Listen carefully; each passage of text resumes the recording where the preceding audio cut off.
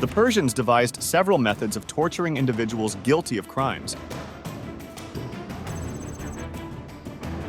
and those suspected of them in heinous and horrific ways.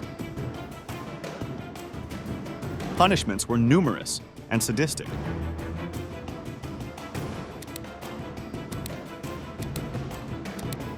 Join us as we look at the disgusting punishments used in ancient Persia. It was so confusing because you didn't know what was going to happen. Flayed to death.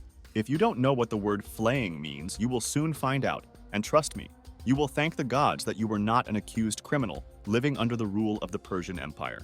Under the first Persian dynasty, it was not uncommon for convicts to be executed after undergoing various forms of torture. Some capital crimes involved the subject being blinded, then stripped, and ultimately flayed alive. The living victim was occasionally executed by removing the skin in strips, which extended the execution and clearly caused great suffering with each strip removed. In other situations, the entire skin was removed in one piece.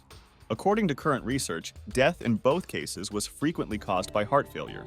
In some executions, only a few pieces of skin were removed, leaving the victim to perish from hypothermia or wound infections. Flaying was not new to the Persians. It had been done by both the Babylonians and the Assyrians before their conquest. During the first Persian Empire of the Achaemenid dynasty, magistrates in all four kingdom states documented it. In one example, a judge was executed for accepting bribes by flaying, and the skin was used to upholster a chair for the judge who succeeded him on the bench, who happened to be the executed judge's son. Thus, the succeeding judge was reminded of his father's fate daily, as well as what would happen if he succumbed to the temptation of profitable but illicit operations within his office. I'm sure that was enough of an incentive for the son to never cross the line. Would it be enough for you? Ashes to ashes. The Persians executed criminals with ashes in a variety of ways, all of which were horrifying to modern sensibilities. One way required the convict to stand in a room with several feet of ash on the floor until tiredness caused him to collapse. Over the course of several days, the victim would suck ash into his lungs, eventually suffocating. The sufferer was refused food and water and frequently perished from thirst rather than suffocation from the ashes. The second method of death with ashes is referenced in the Bible and documented by the Roman historian Valerius Maximus during Emperor Tiberius's reign. It consisted of using a tower partially filled with ash into which the victim was dropped. Paddles submerged in the ash were attached to wheels outside the tower, which were operated by executioners. The paddles agitated the ash into the air, forcing the victim to breathe it in, eventually resulting in death from suffocation or heart failure. In approximately 162 BCE, Menelaus, the Jewish high priest in Jerusalem, was executed using this method. Execution by ashes was traditionally reserved for individuals who fomented revolt against the state or its chosen officers, as Menelaus did. Milk and honey. Scaphism. The promised country is described as a land flowing with milk and honey in the Christian Bible, which has been understood as alluding to the fertile area to which the Israelites would be led.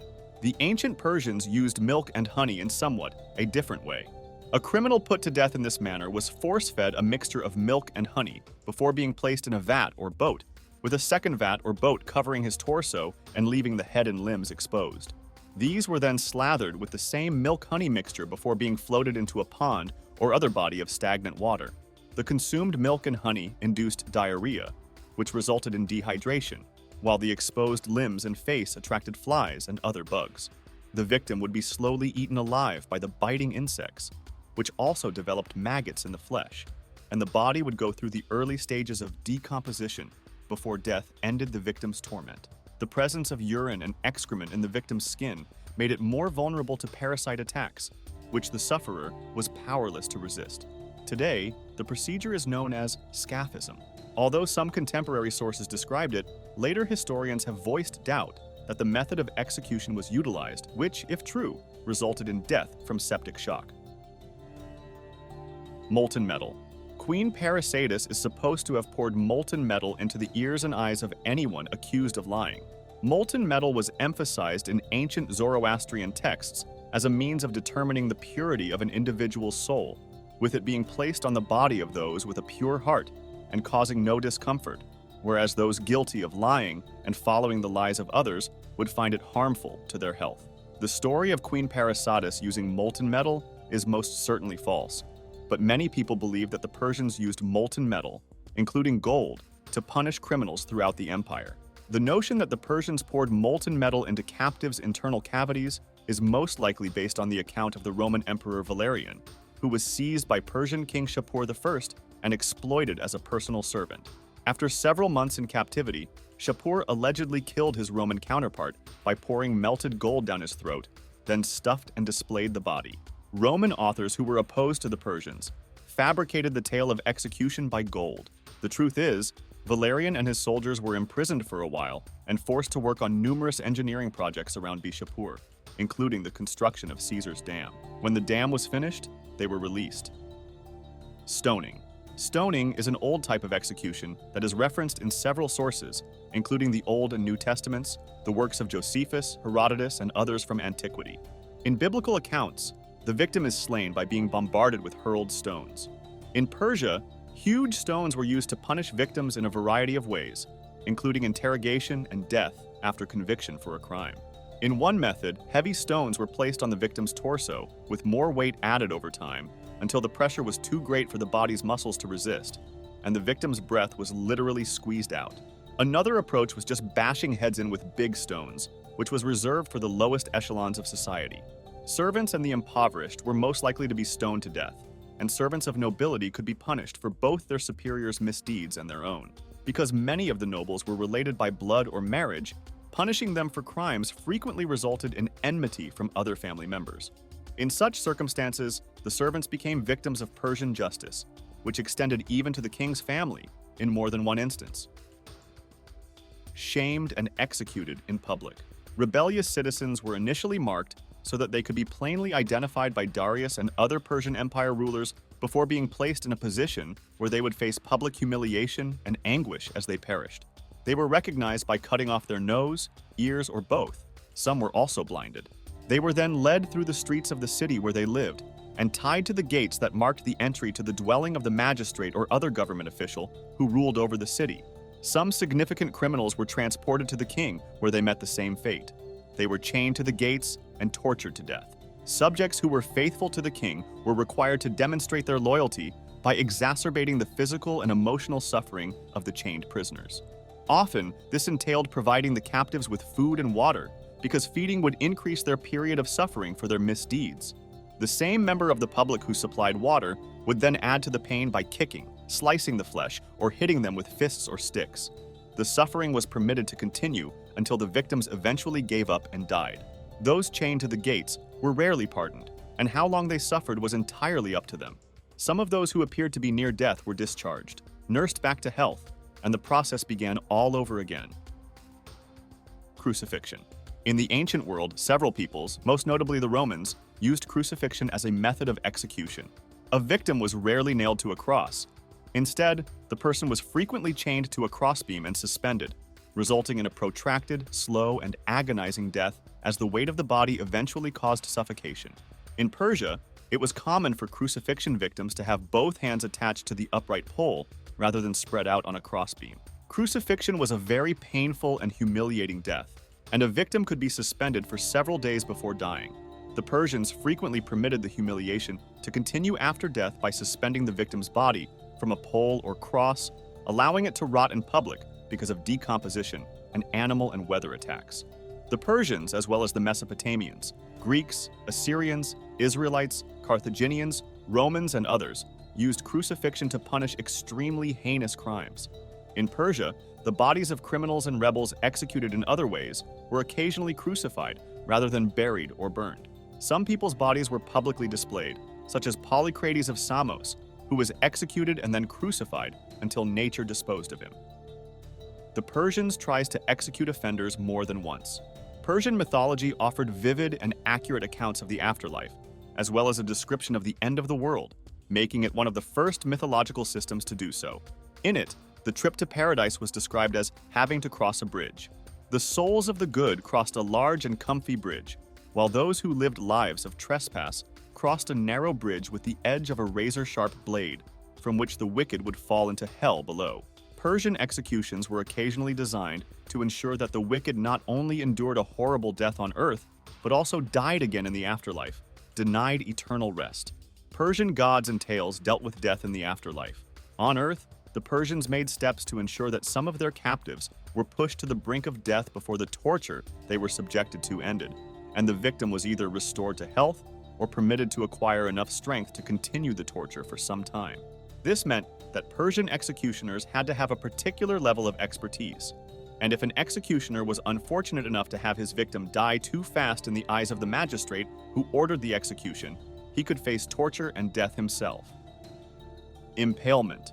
Impaling a criminal on a sharp spike was a manner of death used by the Persians, as well as most of the ancient world and numerous Western European states far into the 16th century, and in some cases later. When the Persian king Darius captured Babylon, he impaled almost 3,000 prisoners, as related by Herodotus and corroborated in Darius's own archives. The Bible is unclear on whether Haman, a Persian minister, was impaled or hanged alongside his 10 sons. Different translations and revisions add to the uncertainty, but the Persians' use of impalement as a form of execution is clearly recorded. Numerous offenses might result in execution by impalement, including defrauding consumers in business transactions, considered theft via lying, making it a capital punishment, and other seemingly minor crimes. There were various options for the mode of impalement. One of the factors considered while deciding on the method of impalement was how long the accusers and judge wanted the offender to suffer before death. All forms of impalement were carried out in public, adding emotional shame to the victim's tremendous physical misery as he awaited death, which occasionally eluded him for 2 days or more. Longitudinal impalement. A criminal sentenced to longitudinal impalement was placed face down on a slab, and the executioners opened a gash in his torso near the anus, which was quickly coated with a greasy material to stop the flow of blood and aid in the next stage. The pail was then placed into the wound and driven towards the head, with executioners holding the body in position as the pail was driven in with a large mallet. The executioners typically stopped the insertion before the tip of the spike reached the heart. The stake was reported as having a diameter the size of a man's arm. Despite the agony of the insertion, the real suffering of impalement was yet to begin. The pail was then lifted upright, and care was used to ensure that the victim's weight did not drive the stake deeper into his body, killing him prematurely. Stays were employed to keep the victim in the proper posture and to support the stake, which was occasionally set in a gibbet like those used in hangings. The existence of the stays kept the victim from pushing too hard against his anguish, and the application of grease ensured that little blood was wasted. If the victim did not die immediately, a magistrate might occasionally show mercy and order that his posture be altered, such that the point of the pail emerged through the chest, allowing the victim to die swiftly. Others simply left them to die. Transversal impalement. Transversal impalement, in which the stake or pail was driven into the body from front to back or vice versa, might result in near-instant death or a slow, agonizing death, depending on where the stake was entered in the torso. Transversal impalement victims usually died swiftly, hence Persian society regarded it a more compassionate manner of executing capital punishment. Other methods of impalement have been attributed to the Persians, such as dangling victims from meat hooks. However, there is little verifiable evidence to support this. The methods of impalement they did utilize were terrible enough that they did not require embellishment. Anal impalement, a third method attributed to the Persians, involved leaving the stake rounded rather than sharpened to a point. In this approach, the pole was inserted far enough so that the victim could stand on his toes, after being restrained with ropes to keep him from sliding farther down the pail and dying prematurely. Depending on how long the victim had been on the pail, the stays could be loosened, letting him take his own life by thrusting downward. Those executed by anal impalement suffered longer than those impaled using other methods. When the Persians adopted crucifixion, impalement as a form of deadly punishment fell out of favor. Hanging. The ancient Persians also utilized hanging as a method of execution, which appears to be a stroll in the park when compared to some of the other forms of torture used. Hanging was used to punish major offenses like treason, murder, and rape. The specific techniques of execution may differ depending on the circumstances and socio-economic level of the accused. Executions were regularly carried out in public to dissuade others from committing similar acts. This method was widespread in many ancient cultures, including Persia, to strengthen the royal authority. The Persian Empire had a formal judicial system, and while certain crimes were punished by hanging, others included impalement, decapitation, and more severe types of torture, depending on the gravity of the offense. Today, hanging is still employed as a method of punishment in some nations, but it is denounced by human rights organizations around the world. The historical use of such tactics is studied via the perspectives of ethics, morality, and justice. While hanging was used as a method of punishment in ancient Persia, it was part of a larger set of punitive practices that mirrored the legal and social settings of the period. Understanding these strategies provides historical context while also highlighting the enormous shifts in societal views surrounding punishment and justice throughout history. Buried alive. Herodotus said that during Xerxes' campaign in Greece, victims were buried alive with their heads down in the dirt. The Persian Magi ordered the incarceration of 9 Greek males and 9 Greek girls in Thrace. Executions were clearly carried out for religious reasons rather than to punish criminals. Herodotus also recounted the executions of a dozen Persian noblemen on King Cambyses' orders. In his description of the execution, Herodotus claims that it was ordered for no obvious reason and is evidence of the king's reputed lunacy, which is confirmed by several anecdotal references. Herodotus also described the act of execution by burying the captives alive as a sacred ceremonial ordered by queens, including Queen Amestris, Xerxes' consort. Amestris ordered those 14 infants of Persian royalty be buried head down while still alive as a symbol of appreciation to the earth's gods for granting her a long life. Aside from Herodotus' accounts, there is no corroborating documentation of burying the living as a method of execution for criminal justice or religious ceremonial purposes. Killer trees. The practice of the Persians using trees to execute robbers was first mentioned by a British magazine, but there is little evidence to support it other than tales. According to British Register Volume 34, the Persian king authorized all such killings and never pardoned thieves. Under Persian law, thieves were generally punished by maiming or cutting off their hands. According to the British Register, robbers were killed by drawing the trunks of 2 trees together and binding them with ropes. A guilty thief was then tied, with one arm and leg fastened to either tree. The ropes that held the trees together were then unexpectedly cut, and the trees snapped back to their original position, splitting the hapless robber in 2. The pieces of the body were left to hang in trees along the empire's roadways, acting as powerful deterrents to those who might otherwise consider robbing passengers. There is scant evidence that the Persians used this technique of execution and deterrence, other than the continuous recurrence of the story, which originated with British ambassador James Morier, who documented its use in the British Register in 1808 after traveling to meet the Persian king. Striping or whipping. When magistrates found a subject guilty of a crime, they had numerous alternatives for corporal punishment, including maiming, blinding, deafening by penetrating the eardrums, and whipping at the stake, known as striping in Persia. In this regard, they were no different from almost any other society in the world.